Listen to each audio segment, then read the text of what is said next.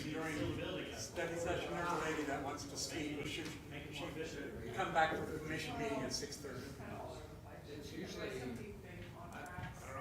What does she want to speak on at the study session? Well, where is she? Okay. It's a lady and her husband. Okay. And I didn't want to have to wait for an hour and a half before she got to do that.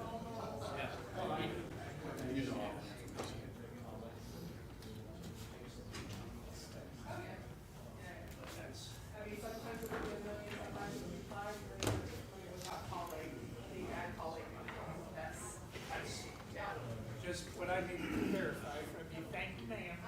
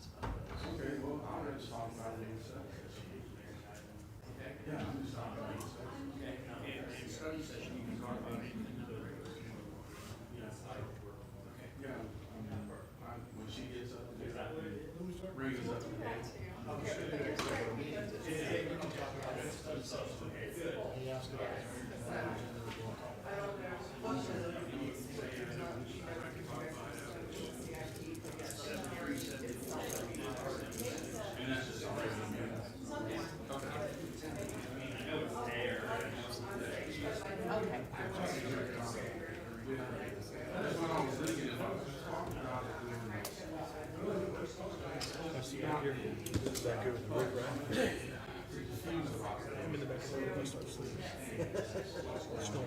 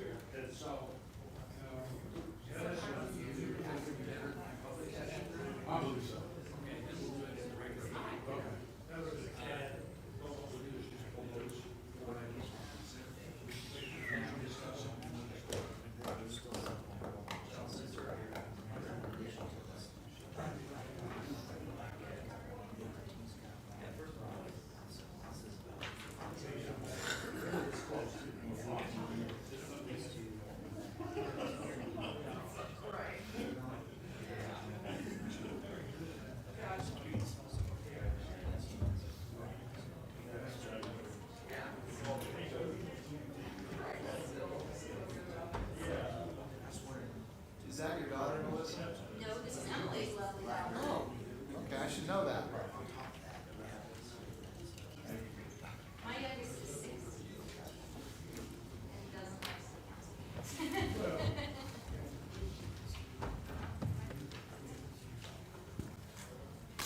Okay, I guess it's time to make.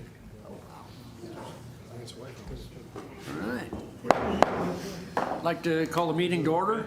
Take roll call. Commissioner Allen? Present. Commissioner Norwood? Here. Commissioner Siragusa? Here. Commissioner Roberts? Here. Commissioner Stallings? Here. Commissioner Orr? Here. Mayor Pinkinen? Here. All right. Item 2, at the Commissioner's request, discuss any item of concern on the regular session agenda. I would like to talk about 6.1 and then 6.2, please. Okay? Under 6.1, we had that in study session last week, or a couple of weeks ago, and it dealt with smoking and in parks, public places, I guess. And so I wanted to see if there was any questions that the rest of the commission may have about that particular item, if there was any confusion, or if there was any, if you understood the 25, you got to stay away from people 25 feet away from them if you're in certain situations, which I think, fits the bill. Okay, Yeah.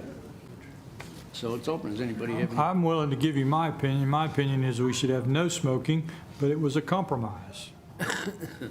And I could move left, I could move right, but generally I'd like to see no smoking in the parks, in public places. We don't smoke in the library, we don't smoke in a lot of public offices. I don't really understand why we would want to do it in a park, but I said, we kind of compromised on it. I'm not happy with it, but sometimes government makes us to do that, so that's all I'll say. Any others? Okay. Okay, on 6.2,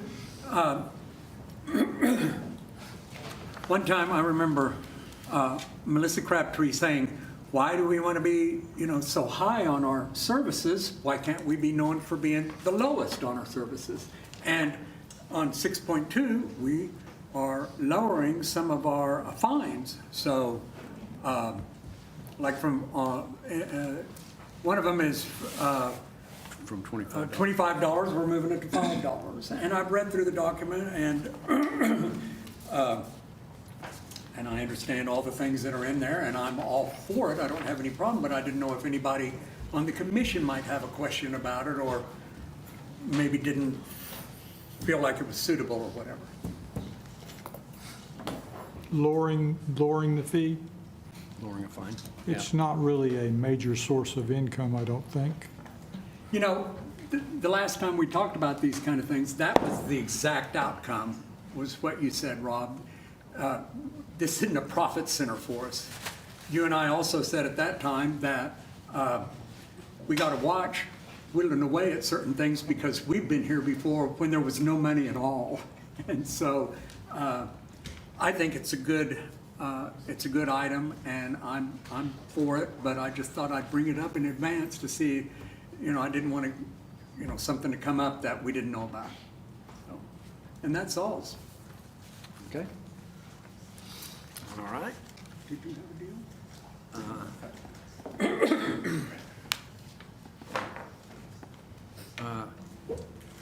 Commissioner, did you want to pull items 7.3 and to 7.6 and discuss them separately from consent agenda items and general section? We can do that. Okay. That's fine. Yeah, it's kind of an issue that's had a lot of public concern, so at Commissioner Norwood's request, we'll pull those items from consent, and we'll still look at them tonight and vote on them individually, but we'll look at 7.3 to 7-3 to 7-6 in the regular session. Okay? Any other items? Okay? I'm sorry, I missed part of that. What are we gonna do with 7.3 through 7.6? We're going to pull them from consent agenda, so instead of just voting with consent agenda, we usually just have a motion, a second, and then pass it. He has requested we take those 4 items out so we can discuss them separately and then vote on them individually. So that's what we're doing. Okay? All right. If there's no others, we'll move to item 3, study items. 3.1, update on one events. Nicole Winfield is here, and she has been the project manager for the one last year and this year too. And Yep. you guys have put together a great video, and you want to talk Yes. about this year, the great Yes. stuff. Well, first of all, I want to just mention last year we had an amazing turnout of people coming to Enid and visiting the one. We had a massive amount of touching stories and photos of people who came and saw the tree while it was being lit, how nostalgic it was, how much they needed it. At that time after COVID. So those were really, really great stories to hear. And I'm hoping we can kind of compile some of those and make those available to the public because those are really inspiring, especially to keep us going and go into another year. So there were some pretty neat stories. Opening night brought about 30 to 40,000 people to Enid, and I want to thank the city of Enid, Parks and Rec, and the police department, and everybody. That was absolutely amazing. We had kind of anticipated only I say only very lightly. We had anticipated about 20,000 at the very most. So when we saw the number of people and to kind of be a trial and error year, we didn't know what that was going to look like. And everybody was so helpful and so wonderful. We didn't hear very many complaints at all about parking or anything like that. It was seamless, and it was an amazing year. And I want to thank you guys and everybody who's on the city for their help in that, because we could not have done it without you guys. The tree breaking, 27 feet broke off the tree, of course. And while that was tragic in its own way, it was also a big blessing because it put us on the map and it put Enid on the map. We were on CNN, Fox News, Weather Channel. Everybody kind of knew that the world's tallest tree was here in Enid, so that was kind of a blessing for us. And we are very glad that the temperatures waited to get really cold until, the last few days and very beginning of January. This year, yes. Can I just hit you up? Did you do any research on how many site hits that we got after the fact that that top broke as to how much we had prior to that? No, but that is a very good question. I would love to know that myself, so I'm gonna So look at that. see how much that this actually got out that Yeah. much nationally, on how much more hits that we got, which business opportunities, that's even that much Exactly. better for that aspect of it. Exactly, because, the tree was great, but when something like that happens, everybody wants to come and see. And then we fixed it, we added a star. It was a great story, so made perfect for the documentary that we'll be showing here in a minute. The dates this year for the one are November 25th through January 3rd. Of course, we'll be doing opening night on Lights Up the Plains. Oh, you can go back. I'm going to talk about the layout here in a minute, very briefly. The layout we are still in discussion with. There's some things that we're trying to figure out on there. So this year, the trees will be in the grass along the sidewalk. The winds were awful last year, and with Oklahoma, you never know what to expect. So we feel like that we are going to be better able to anchor them in the ground to keep them from tipping or falling over. And we have discussed with Ryan Fawcett from Enid Floral, who did the tree layout and the decor. He is going to make the archway trees even stronger this year. So hopefully those won't blow over, and we won't have a problem with those. But those, I believe the bases on those trees were 350 pounds or more, and they were blowing over. So it was pretty incredible what the wind down there was doing. But we have better plans to keep them straight up this year. Along the sides in blue, those are archways. There was the lit archway last year, and this year they are also adding another lit archway to the other side, and people loved that. Can you make that graphic a little bigger? I don't know if you can stretch it or so we can see it on the screen better. If you can't, then, okay. And everybody took pictures in there this year, and we had some people that asked us, can we have another one? Because people would just stop and take pictures, and there was no moving. So we have another one, which is exciting. And then also the red dot kind of by the blue, that is going to be an information booth. We're going to add that this year. We don't know if it's going to be a shed or a table. We're not sure yet, but we want to make sure to add it because we did have people asking last year lots of questions. What's there to do? What are the events? They wanted to know more about the tree. So we will have that available with volunteers, and we'll be looking for volunteers. But we'll be posting that soon. And then I know Main Street, they're still working with figuring out a layout where they're going to put the ice rink and the ticket booth and all that. But as for the one, this is our layout this year with the trees and the archways. We are looking at putting the stage on the east side of the tree this year, but we're trying to figure out some things, making sure we have enough electricity with the kind of musicians that are playing. So we're still working on figuring that out. So hopefully we'll have an answer soon because we're ready. We're getting rolling and we're getting it started. So opening night, we're working right now with the city, of course, and Main Street.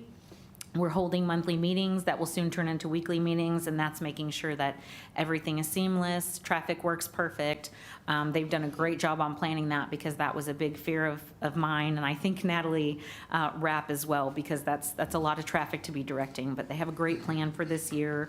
There's a slight change in the parade route. I think Natalie's going to come talk about that maybe the next meeting, so I'll let her talk about that a little bit more. The timeline of events for the opening night is the 6 o'clock is the parade, and 7:30 is the tree ceremony. Last year, it was a little difficult getting people to go down Grand instead of walk through the Q-Spot parking lot where all the fireworks are. The fireworks company, Western Enterprises, says that you cannot walk through the firework area past a certain time, and we had that. And there were some people that just, they wanted to walk through whether we liked it or not. So we are trying to give more time this year for people to be able to walk around down Grand and into the area where the ceremony will be for the one.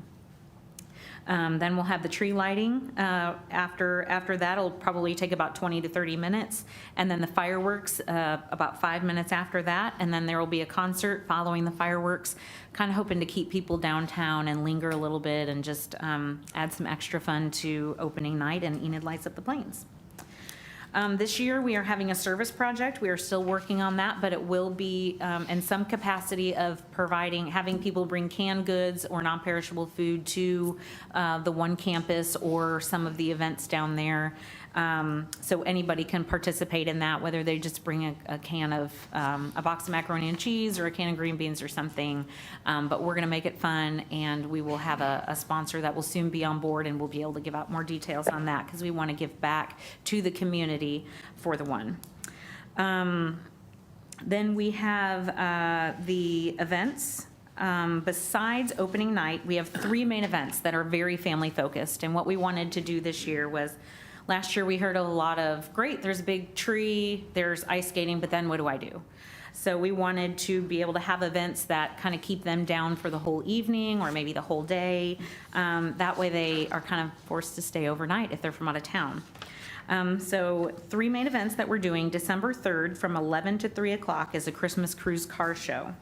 And that will have music, food trucks, a car cruise around the tree and into the square, and just be very family friendly, have cool cars to look at. These car shows bring in a ton of people, and even from a different demographic and different areas. So we're really excited about that. We have somebody helping with that, and she is very excited and very hopeful that our audience is going to be pretty big for that. So December 10th will be Christmas Critters. And that will include music, Clydesdale horses, a reindeer, petting zoo, Leonardo's educational feature about animals. But that is just something fun. We'll probably start that about 2 or 3 o'clock in the afternoon, and we'll go into the evening. But we're excited for that. And of course, all of these depend on weather. I mean, we never know what it's going to be like in Oklahoma. Last year, we had 80 degrees in December. We never know what it's going to bring. So we tell everybody to keep an eye out on our social media, which is the most updated, and also on our website.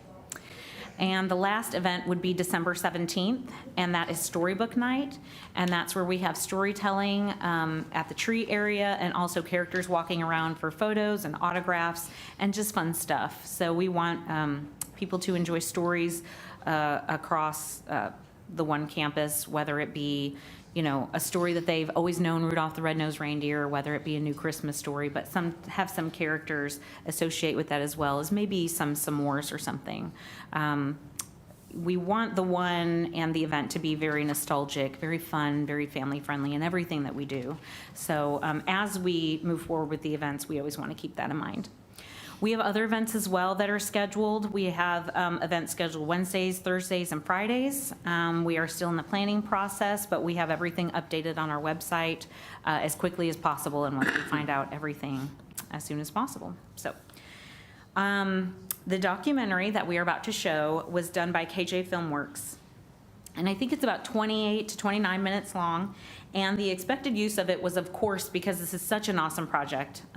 We wanted to share it with everybody, the whole process and what we went through. And I want to share it with you guys. You guys are going to be some of the first people who've seen it. Only our executive team has seen it. Well, actually, I don't even think our executive team has seen it. So you guys are the first. It just has a few little more tweaks and edits, but we're really excited about it, and this is how we really hope also to market the one for this year, because there's some great stories in here, some great video in here, so we are definitely going to use this to help us market the event in Oklahoma as well as regionally and across the nation. And this will be soon coming out to the public, and this may be how we kick off the one for this year. So I'll go ahead and let you guys. Worldwide premiere, right? Worldwide premiere. I think we should have an event with food because that's my favorite thing. But we're hopefully going to be able to offer this to everybody to see and maybe do a little something. Oh, Scott. All right. Thank you, guys.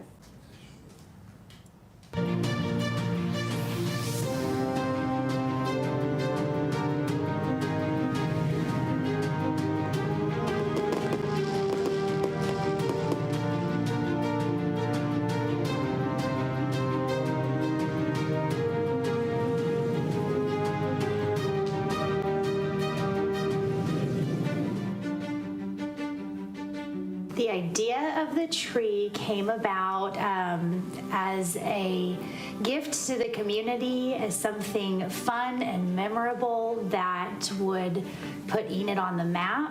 When Kyle initially said, I'm going to bring the world's tallest Christmas tree to Enid, Oklahoma, I think we thought, like, okay, you know, I don't really know if we thought that, for one, it was possible. For two, we even knew how to do it. When he says something's happening, it's happening, and it was happening. It happened.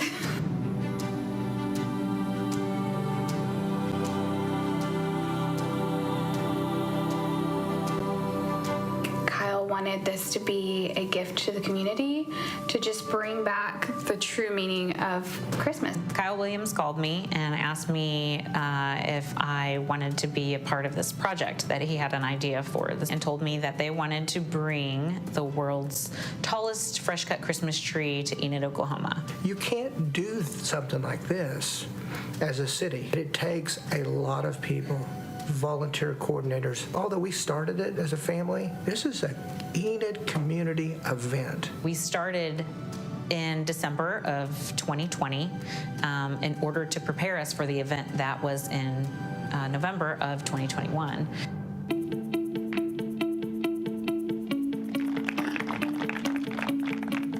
Today is a really big day for all of us that we believe will become an annual Christmas event here in Enid.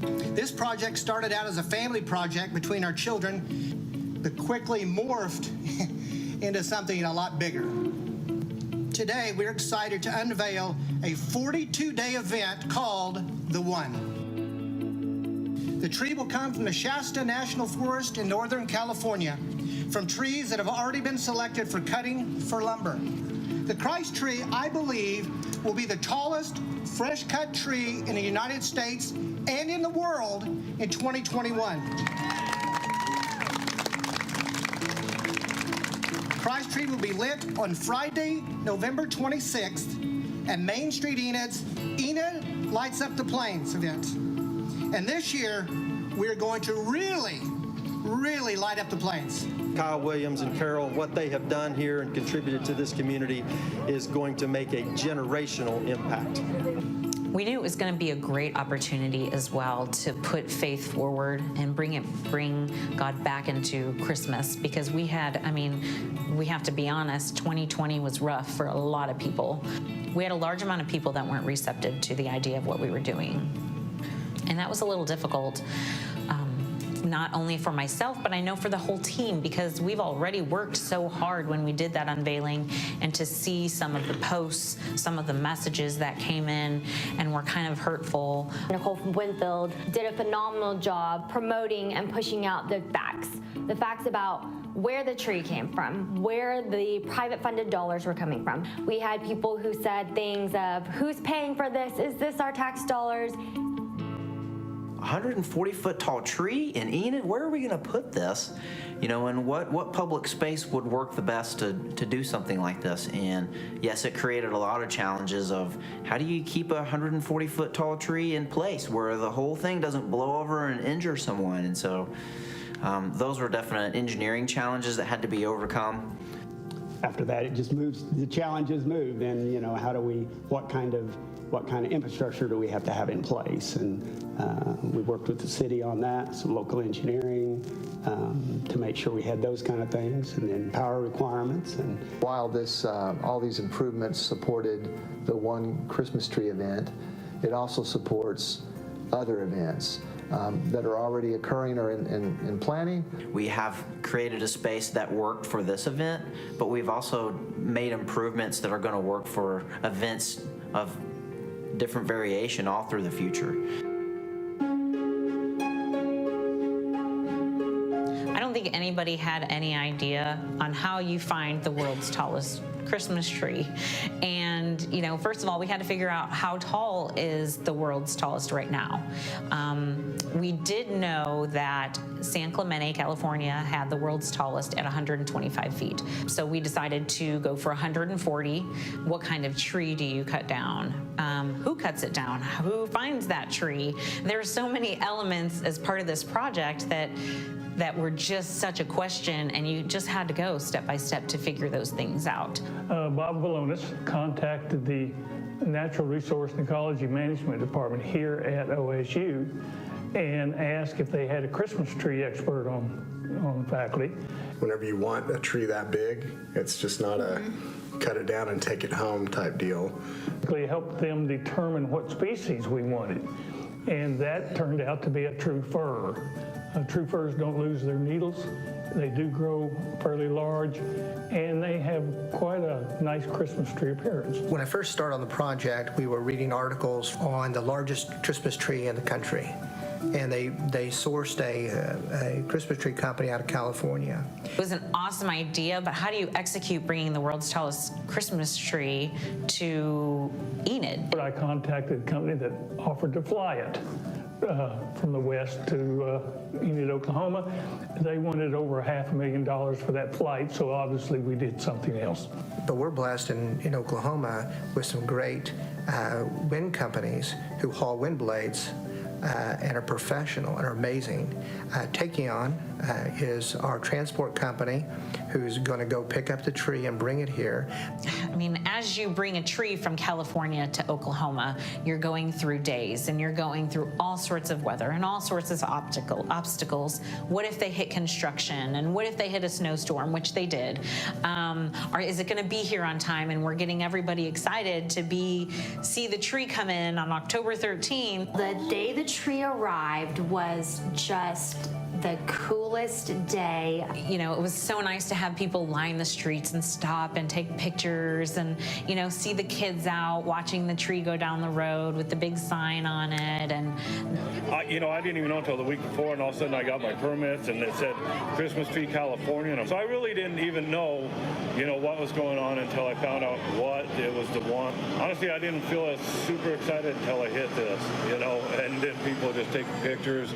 I was almost in tears coming through, just seeing all the people. And then when we turned the corner and you just seen this, it just overwhelming. But as it pulled up, there was a lot of negativity about the way that the tree looked. To try to prepare people for what the tree would look like when it came in from California. I think that it still brought excitement, but again, we heard a lot of, that looks like a Charlie Brown tree. You know, it was just a toothpick with a couple of branches on it. As they brought the tree in and they parked it over the area where it would be put in, we had one of the most beautiful sunsets. And I think it was God's way of saying, here you go.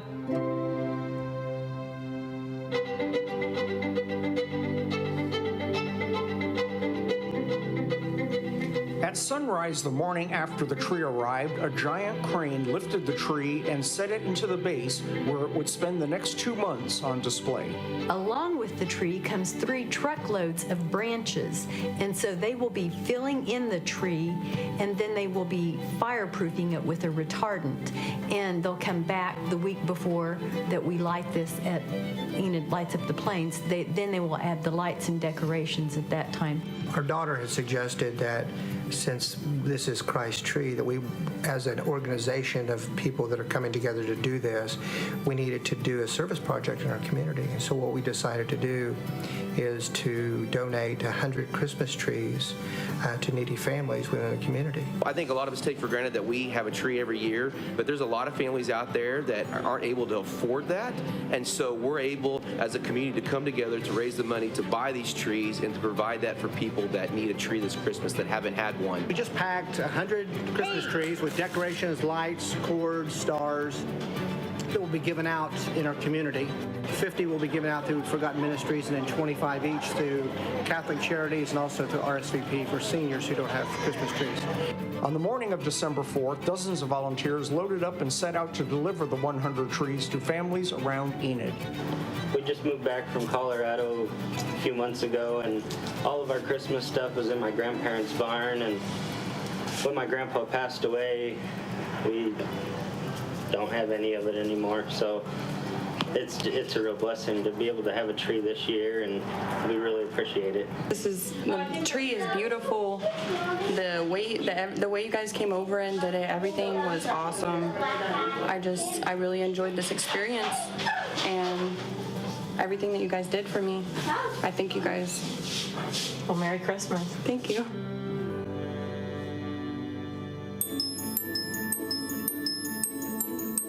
Setting up the world's tallest fresh-cut Christmas tree brought some unexpected challenges.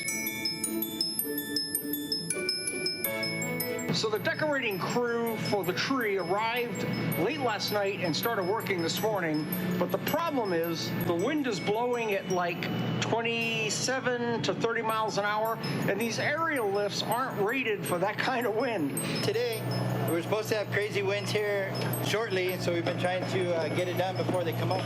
Also, there are several branches that broke off about 3/4 of the way up, so over 120 feet high, that they've got to get up there to fix before they can put all the lights and decorations on. Boom lift, this is a 135-foot boom. It almost makes it to the top sometimes. In Oklahoma, this is one of the largest booms that we were able to get, and it barely makes it to the top. Several times a day, people would bring the tree crew food, snacks, and encouragement. This is my favorite project just because of the community. The Enid community, honestly, is second to none. Nobody's been more hospitable. It's the best. It's my new favorite tree just because of the community. It took the tree decorating crew about 4 days to completely decorate the tree with 20,000 lights and 10,000 ornaments, despite the windy conditions. As opening night drew closer, all of the other items that were part of the event started to come together. These are the ancillary trees that will be adjacent to the Christ tree. I've done them monochromatically. All the colors of these trees are all the colors that will be on the main tree. And then there'll be arch trees. Those will be kind of the entry points that you can walk under. Be a great photo opportunity. Kyle and Carol Williams now needed to choose who would be the grand marshal that would light the tree. Who we're going to select isn't going to be selected because of position, money, sponsorship, or fame. It's going to be the person we're going to select to be the grand lighting marshal, to flip the switch, will be just someone we want to honor because of their service. Kyle Williams calls and he said, I have decided that you are going to be the one to light the tree.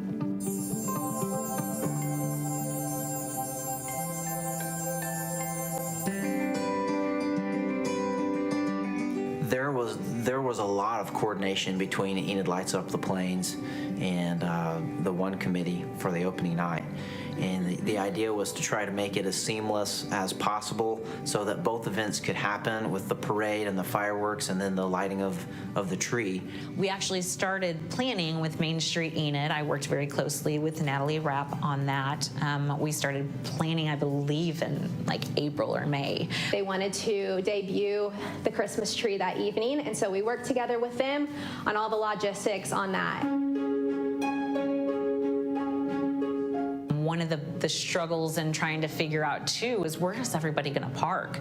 You know, we know that in the past there was 8,000 to 10,000 people attending this event, but this year we anticipated to have a lot of out of Enid visitors, statewide visitors, or even nationwide visitors that had heard about this event. So where were we going to put all these people? Also thinking about, was everything going to be timed directly? Because that was something that we had to make sure that we worked on. You know, the switch was going to flip. The tree had to go on at that exact moment, or it wasn't going to work out and it wasn't going to line up. Also, was the choir going to sing at the right time, or the fireworks going to go off? Don was in charge of making sure that everything came on when it was supposed to come on. He just wanted to double check everything, you know, about an hour before the event. And so he went by to check everything and realized, oh, this isn't plugged in and ready to go. Oh gosh, And I didn't know that. You just, thank goodness for double checking. Uh-huh. Or we would have had a unhappy crowd and a 3, 2, 1, fail. We had some issues with controlling the area, the perimeter around the fireworks. Have fireworks, of course, you know, you have all these explosives going off. You have to have an area that's marked specifically for fireworks. And so it was a pretty large area. And, you know, Enid Lights Up the Plains takes part in our downtown square area on the courthouse lawn. And we needed to get all of those people down to the Christmas tree, which is, you know, a few blocks away.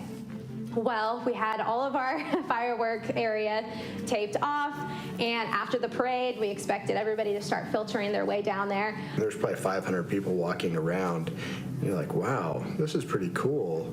And then they just started piling in, and then all of a sudden, you're on a stage and there's tens of thousands of people out there. Once the parade ended, it was like the zombie apocalypse. We were like, there's no way we were going to get all of these people down to the Christmas tree and be able to be on schedule. So we were on our walkie-talkies saying, we're probably going to be on hold. We're probably going to have to push this 10, 15, 20 minutes off. I was walking over to the switch. It was like my stomach started getting really nervous because everything was supposed to be synchronized. And there was a little light down there on top of the stage that I had to keep my eye on that. So when that light went, I knew that the lights on that tree would go off. But by the grace of God, all of those people made their way down, and we were absolutely on time, not a minute later. 5, 4, 3, 2, 1.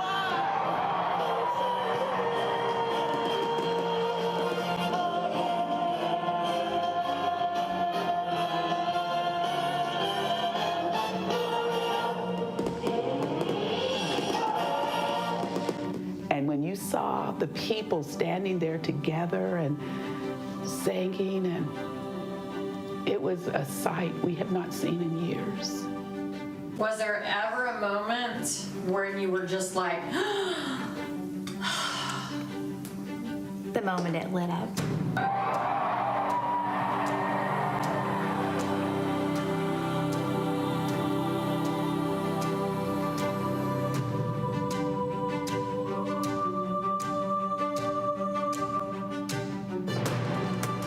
I knew from talking to the organizers that I was going to have 8 minutes to get the fireworks. I knew that each one of the exposures was going to be about 5 seconds, and if you know anything about photography, that's an eternity, especially when the wind is blowing at 30 miles an hour in a shaky bucket. So I don't know whether I should divulge this or not, but I really only got 3 pictures out of that 8 minutes. So lucky for me, one of those pictures was decent enough to make into large print.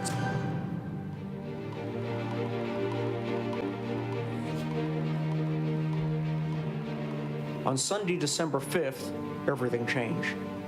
About 10 p.m. that night, a cold front came through Enid and brought 50 to 60 mile-an-hour winds out of the north. Police Department. We were downtown driving around, and we saw that the top of the Christmas tree, the big Christmas tree, like it's snapped and it's just kind of hanging from the very top.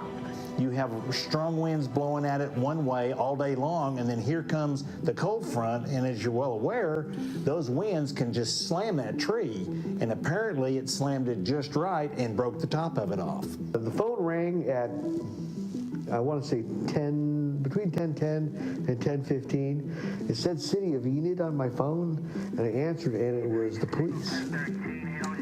And they said, "Are you the person that's in charge of the tree?" And I said, "I work with it." And they said, "It broke." And I said, "What?" And they said, "It broke. It broke in half. There's decorations everywhere. We need you to come down right now because we don't know what to do."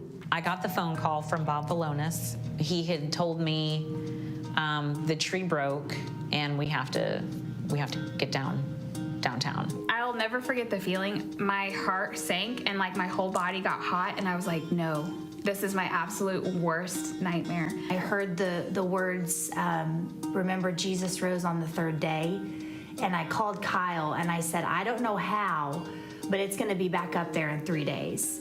I went down there, and sure enough, you could see that it had broken off. It was hanging on the side of the tree, but everything was still lit.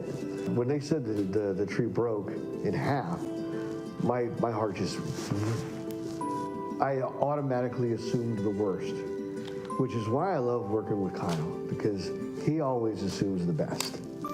And I see Kyle roll up in his truck, and I walk up to him and I said, what do you think? He said, you know what, Bob, it's going to be all right. Last night when I came down, I was a little bit of shock, but actually, a real peace today. This is for a purpose. We don't know what that is. We'll figure it out, and we'll relight this tree, and it will be a beautiful tree, whether it's 140 feet or whether it's 115 feet. I had reached out to Joe. We work with Joe in other areas, and he's got a crane and some bucket trucks that could do some things that if we had some maintenance issues, would he be available? And we worked out what it would take for him to make little light repairs or limb repairs. What we didn't know is on a Sunday night, late, we had the trees. But then once we had it on the ground, it was, I changed my thought. It was, I think we can put this back up. I think it wasn't until the next morning where I got the call that said, we're going to reattach the top and we're going to put a star on top. When I heard that the plan was to put the tree back together, I was like, I can't wait to see this. Start with, we're going to stand that tree up and start decorating it, put every guy wire and support we need on it beforehand. We're going to swing it all up in one piece. We're going to have a spike to line up the tree trunk. Then we're just going to start anchoring everything down, set the guy wires, and hopefully we'll be done by 5 o'clock. We can fix this. One way or another, it's still going to be a great Christmas in Enid. Not only is it fixed, it has a star.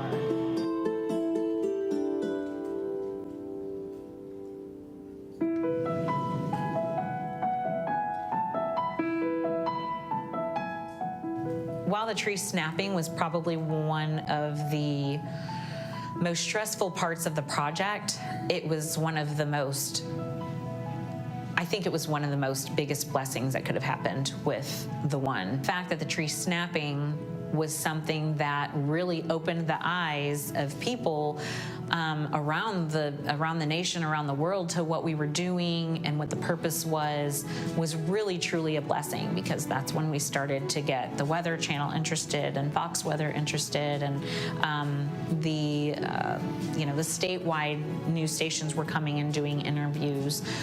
So it was something that was really difficult, but we got the tree in front of a lot of people and its meaning, and that truly was, I think, an act of God.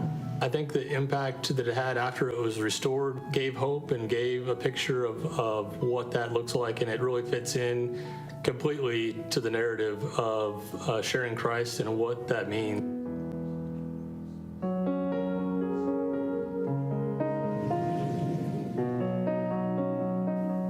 Because of high winds and freezing temperatures, closing night plans moved the ceremony inside. As we close out this wonderful 42-day event and gaze yet another last time at this beautiful tree, let us remember that Jesus Christ welcomes all of us who call upon his name. Enid's Christ tree stands even tonight, wind-battered, with historically high winds even for Oklahoma. This was simply the closing of chapter 1. This is not a one and done. So if our community will continue to help us, we can make this even better. I think is really special and significant about the lights shutting out on the tree is that there's almost this understood element that was we're all gathered to witness this, that it's like the light on the tree is going out, but we are all individually carrying that light with us as we go into the world. We are the light of Christ. Jesus, Lord, at thy birth.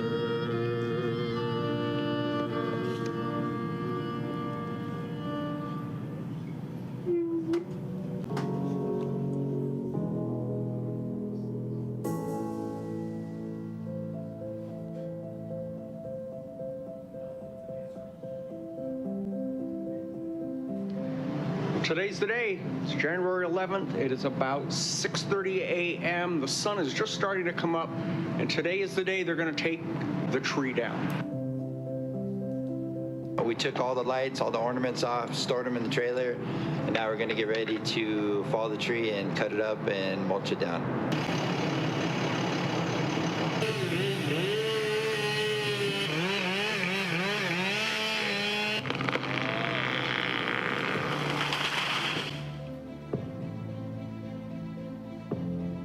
What a deal. It still smells fresh. It's just as beautiful as the day it arrived. Some of the wood will be used for souvenirs, for different things, for the ornaments, for perhaps next year's tree. But the vast majority of it will be milled into lumber and provided to a nonprofit free of charge.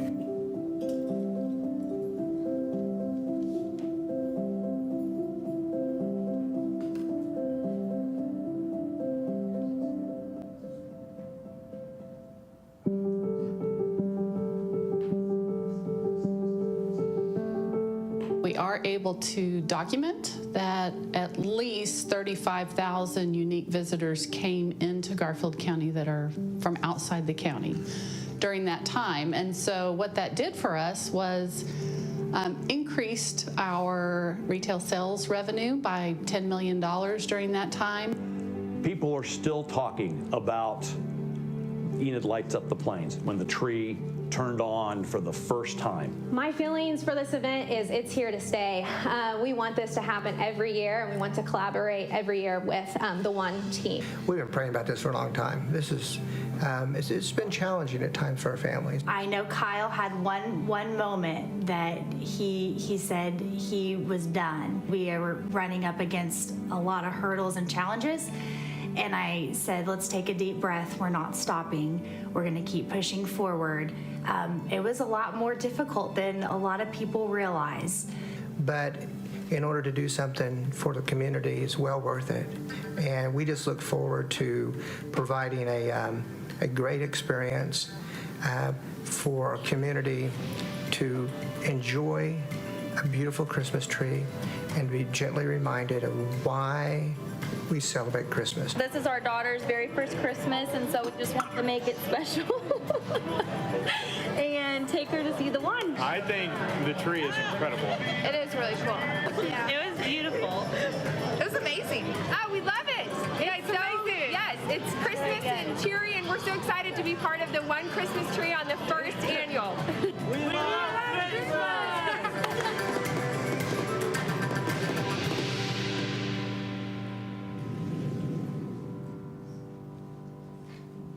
Thank you, guys. Did you guys have any questions for what we have going on this year or anything else for me? Okay, thank you. Look forward to it. Thank you. Thank you. All right. Item number 3.2, update on engineering projects. Yeah, try and follow that. I was trying to think of a way to say that. I was like, how am I supposed to follow that? Thank you for, Mayor, Commissioners, thank you for having me just do a quick update on some of the projects that the engineering department's got going on. Kind of the high level, kind of the big headliners, I guess, maybe is the way to say it. Gerald, right? You bet, the big stuff. Yeah, big stuff. Fixing things. First project is the North Cleveland Street project, the one that we are partnering with ODOT. Current situation on it is we are still in right-of-way finalizing with ODOT, and once that's wrapped up with the ODOT, making sure all the documentations for that is in place, and then we'll be moving towards releasing that through bidding process with ODOT. Utility relocations are in progress. OG&E and AT&T are still at work. We were kind of fearful for a little while, but AT&T has given me a promise that they'll be moving forward here very shortly. Drainage channel is complete, roadway widening, excuse me. The plans are complete, the bid items are being all kind of put together and finalized with the engineering company. Just a reminder, Willow will not be impacted during this construction. Next project I is... have a question. Yes, sir. On the right-of-way issue, obviously, we've toiled over right-of-way issues this chamber for a while now. Do we have any right-of-way issues here? Or is it just that we just don't have all the documentation complete? No, we have no right-of-way issues on this as far as acquisition or anything like that. What the process is just the one with ODOT going through the documents and no, you're missing this one sheet of paper for this one and that, that type of thing. But I think our last meeting with ODOT is it's tomorrow, and so hopefully we'll be done with that stage. So great. Yeah. Next project is Grand and Garriott, high impact on the events downtown. This is a project where we redid the signal poles, and we are working on getting the corner nodes and sidewalks replaced at that intersection. One of the biggest and most important things of this project is the widening of the radiuses on the northeast corner.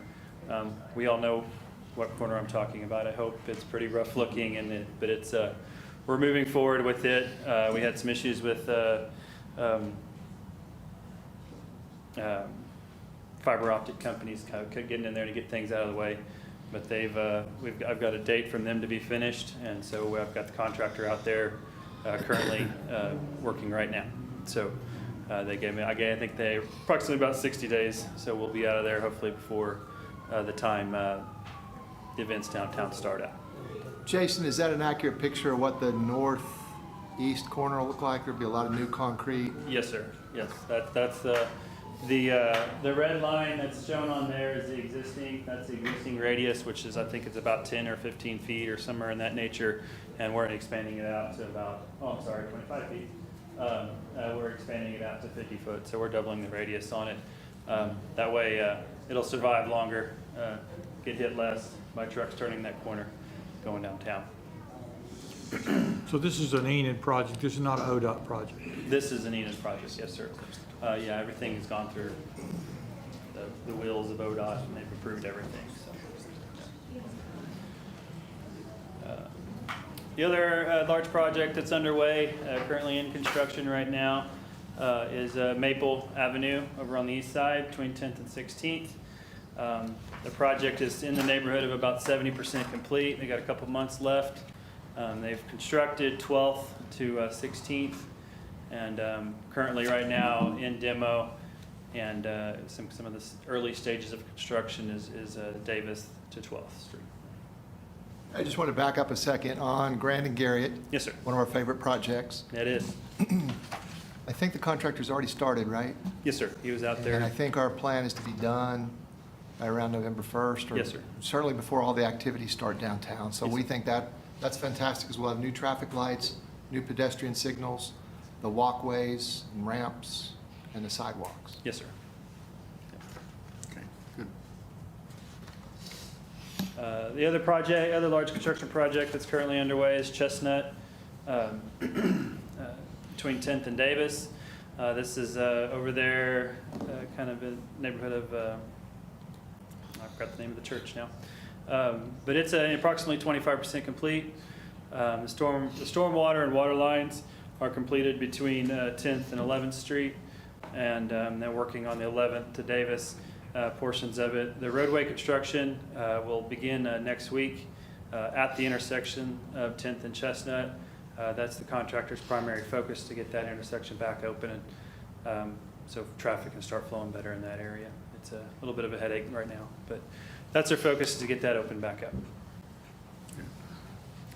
Here's a picture of some of the intricacies of this project.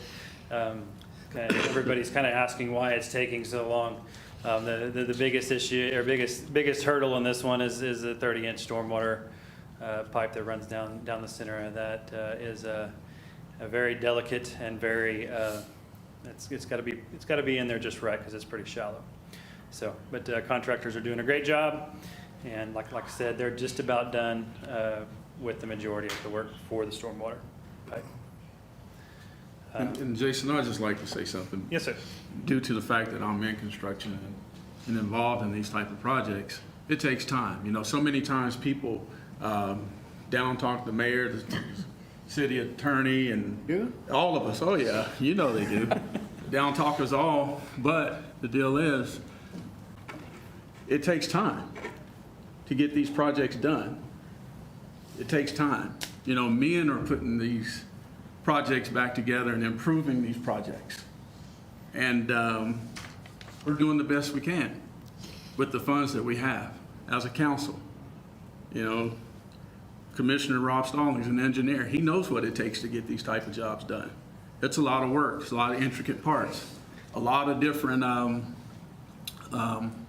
contractors that come together. But we have to remember, sometimes they get sick. Sometimes things happen in their families. Sometimes we have holidays.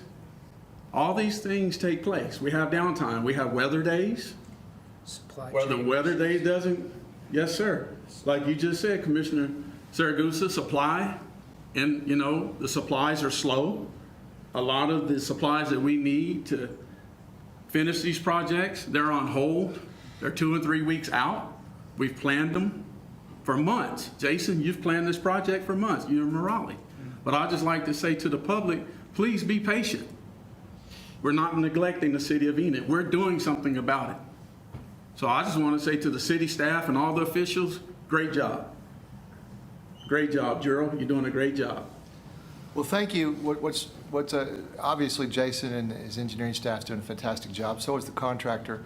Nobody will complain when it's done. So that's what I look forward to as the end state. We'll move on to other complaints, and there's plenty to be had. Yes, sir. But this will not be complained about. It'll be a wonderful improvement. And the reason why I said that, just to let you all know, I was out on this site observing for a few days, and I've watched people with generosity and coming out to the contractors and giving them cold water and offering them food to eat. I will bring that up as well. But we've also had some situations where contractors were cursed out. You know, so it goes both ways. But I just wanted to acknowledge the fact that the city of Enid is doing a great job in this town. And I think that this staff and the engineers department, they need to hear that. Appreciate that, Commissioner. Thank you. Next big project we've had, it's kind of in the news a lot, is the Leona Mitchell Waterline Project. They are currently approximately 30% done, probably in that neighborhood, maybe closer to the 25, but 30% done. The phase 1 construction is pointed out by the 2 yellow arrows there in between Van Buren and Indiana. The main water line is installed in that section, and right currently they're going through and installing the services to the individual houses and kind of cleaning up behind themselves. The next construction phase, phase 2, is between Indiana And France. and France. Sorry, thank you. Indiana and France, and that should be beginning probably in approximately 2 weeks or so.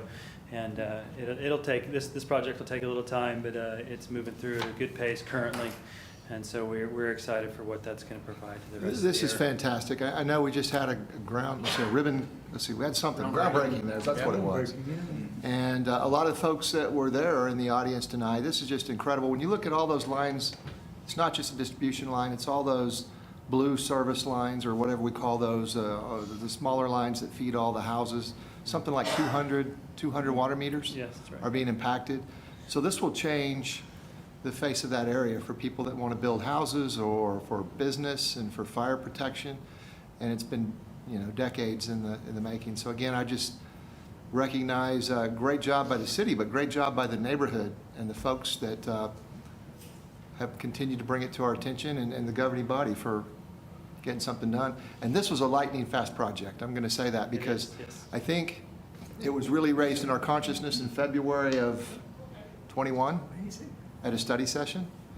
And now it's August of 22, And you say we're 30% done, and so contractor had something like 300 more days, so I don't know if they're going to take it or not. I think Luck and Bill's doing it, they're doing a great job. And we got a great price, and we got 25% discount. Yeah, it's, Wow. you know, it'll kind of move in chunks because of the nature of the type of project. It'll move quickly, and then it'll kind of slow down because it's a little more intricate work of the service lines and then the smaller lines, and then it'll take another big jump, and then it'll slow down. So, but contractor Luck and Bill is doing a great job. One thing I'd like to add too, just kind of as a public comment to everyone is we've improved our notifications. What's the word I'm looking for? Our notifications to the public because of this project. So look forward to trying out some new systems and some new techniques that we have available as a city to let people know when the water outages are going to be taking place. And hopefully, by luck, we won't do it on the hottest day of the year next time. Gerald, what was the lady's name that brought the little jar of water, the brown water? Was it Valerie? Ray Graves? Ray Graves. I will never forget that in my entire life. His car. Yeah. That was the smartest thing that anybody's ever done in front of this council, is bringing that, because I think that moved all of us to make this thing happen quickly. So, good job. Next couple projects are related to the one kind of area down there, and some improvements to the downtown area as well as the event center. Currently right now, the Stride Bank parking lot, the removal of the center medians and some of the islands in that area, the removal of the granite gravel that's in those parking lots is currently underway. Started this week. I took this picture yesterday. And that's they've got the salt cut around the areas that they're removing, and city crews are removing the curbs and gravel. This will be done by city crews, and so it'll happen quickly. I talked with construction manager Larry LaRue, and he told me approximately 4 weeks is what he's aiming for the completion of this portion of the project.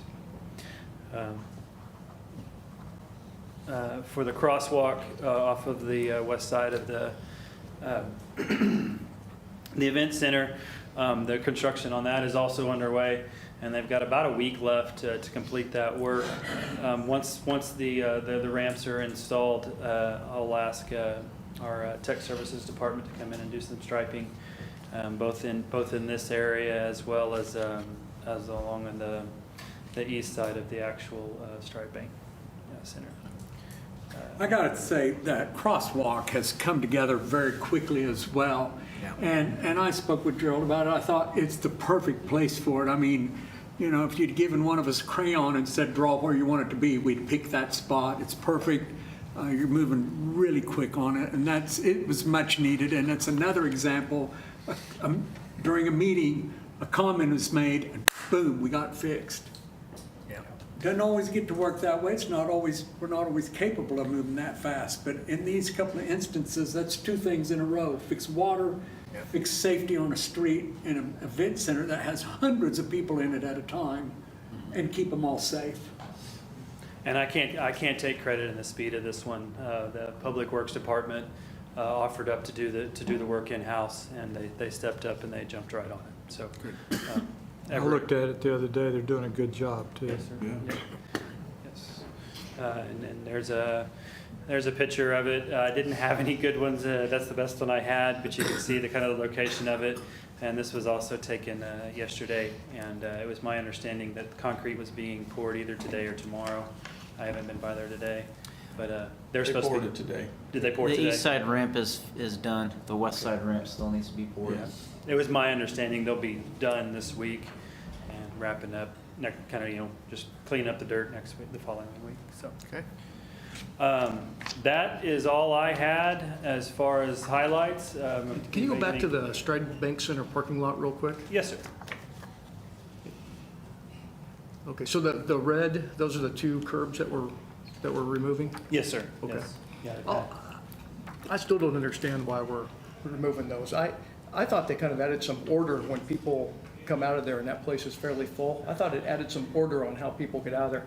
I'm gonna be interested to see what kind of, if this causes some chaos on just having a free-for-all when everybody starts to leave that place at once. I don't know why, I don't know, did we do a study on that or something? I had quite a few complaints with people who had larger vehicles. It was very difficult for them to get out, like 19-point turns to get out of there. Yeah, well, I'll be interested to see what it does for the amount of time it takes to get out of there, because we may have shot ourselves in the foot on that, but maybe I'm wrong, so I was just curious what the main reason on that was and why we were spending money on removing those curbs when it seemed to add a little bit of order to that chaotic parking lot. I mean, it looks, to me, we're just creating another Walmart situation where it's just a free-for-all and everybody's pulling into each other and waiting and honking and everything else. So we'll see. I might be wrong. One thing, we are leaving the lighting, and so there will be islands within, so there will be some control in that nature, and we are leaving the two main, or the four, I apologize, the four main islands on the end to maintain an actual pattern for the parking lot. I hear you. And the island that's along Oklahoma that goes through there still stays there too, I think. That still stays in place, yes, sir. So it'll be orderly when they get out, because they're still only a couple ways out. Yes, sir. Okay. All righty, thanks, Jason. Absolutely, thank you. Yep. Okay, item 3.3, discuss beautification efforts along Garriott and Van Buren. Yeah, this is one that Commissioner Orr is going to talk about. I appreciate bringing to our attention, and I think we can do it. I'm excited. Sir, why don't you tell us You bet. about your vision? So I was driving into town. I'm usually in a hurry and I don't observe things, but I was driving through town fairly slowly with really nothing on my mind. And as I entered town from the east, as you pull into town, man, it's an eyesore. It's bad. We've got grass growing over curbs. We've got big sections of curb missing, not just one here, one there. It's consistent. The middle islands are broken apart. There's chunks of concrete laying around. There's dirt up next to the curbs. Doesn't look like the street sweeper's been there forever. The landscaping is horrible. We've got a lot of pieces of land for sale on there where the realtors or the property owners are not taking care of it. Tall grass. It just seems contradictory to me that we spend potentially hundreds of thousands of dollars to give the ERDA to try to recruit people to Enid. We're giving out $10,000 to recruit college talent into Enid, and then somebody pulls into town and sees that on their way into town. It just doesn't make any sense to me. I think we can do better. We have to do better. We have to get that cleaned up, and we need to. Gerald kind of mentioned we got to get the business owners on board with this. Try and make it for them to make it lucrative to them to clean this stuff up and make our town attractive. We got to have some pride in town. And if I was driving through town and that's the first thing I saw, I'd be thinking, man, this city can't even take care of the little things. How are we going to take care of the big things? And it's just a huge eyesore. And right behind O&K, from about 30th to really Garland, is right behind that street is Van Buren, and it's just as ugly. And I just think we can do better, guys. And we need to put some resources and money towards that, and let's get that cleaned up. There are signs out there, old business signs, old business lots that are half grown over with weeds and grass. There are signs that are dilapidated. They're just completely blown out. They're just the frame of it sitting around. We got a few of those along Van Buren. And so I thought to myself, we can do better than this. We can do better than this. How are we supposed to attract talent and business to town when our main thoroughfare, the showcase to the city right there looks like the way it does? And so we're going to come up with some ideas, hopefully, and get the city involved, and hopefully get the business owners on board, and see if we can't make that look a little bit more attractive to the eye as we pull through town. I know I'm on the Peace Committee, and I know we're working with the tree board about possibly planting some trees along 412 to make it a little bit, spruce it up a little bit more. Yeah, we're on board with that, certainly, planting trees there. I know that particular establishment at that place is an eyesore. We worked on them quite a bit. I see Scott out there in the audience, and I know that we may have gone as far as we can go on the structures, because they have actually put plastic back on a lot of the structures, and it looks like they have product growing in the structures. But the fencing and the screening is not good. So we're still working on that. Did hear a rumor that the place might be for sale, so maybe we could find some citizen that would help us and just buy that property. And but we'll keep working on that, and I think the tree planting is a great idea to help. On that particular issue, can we ordinance improvement on screening for specific industry? I think we could look at the ordinances that we have on the books. Scott, I know that you've been working with Josh, so I don't know where we're at on our ability to declare a nuisance there or not, but we're certainly looking at everything. The folks that live there, I would say they've at least been moderately receptive to our efforts, but obviously they don't see it the same way that we do as far as the appearance. So we'll keep working on that, and Carol can probably do some research and figure out if the ordinances are strong enough or if we need to do something else on that would help us. And I think so as well, Commissioner Stallings. We need to take a look at ordinance on trash, period, around homes. We have some issues that we've been working on for a while, and it's just seems to be a never-ending thing. So I think we need to get together and talk about it.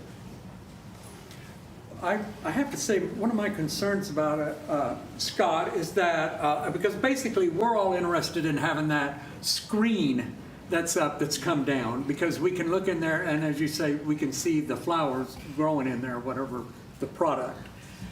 My concern is that when they harvest that and in that, they're not going to respond to us any longer about hiding anything because there's nothing to hide. And that's what concerns me, is all of our efforts could go away because there's nothing to hide. And so we're in a time period where we got to take advantage of what we can, and I trust Scott's doing that because all of us are concerned about it. It's just an eyesore. That's just all you can say about it. It's just a mess, and we have very specific rules that we have to follow, and that's what we're doing. So, well, we're definitely going to focus our efforts on the east entry on Garriott between now and I would say November 1st, in an effort to try and clean up the areas as best we can with edging, picking up broken curbs, trying to keep the streets the best we can. Even if we're able to get some trees planted that time, unfortunately they probably won't grow big enough to screen it, but it's a good start. And certainly we'll keep working on that problem there, because that is a problem. And it actually impacts really the 30th Street Shopping Center a bit too. Yeah. So anyway, that's going to be our primary focus. We'll be looking at both thoroughfares, but the east portion is going to be our focus, because we think that's probably where most people come when they come into town for the Christmas celebrations and things. I was gonna say that one of the first things I did when I came on the board was complain about the gateway to Enid, which is the East Highway coming into town. It's the first thing I brought up. You did. And I said, here it is now, 1 year and 8 months later, we still got the same issue. Okay? Thank you, Scott, for bringing that up, because it's what I've been complaining about for 1.5 years now.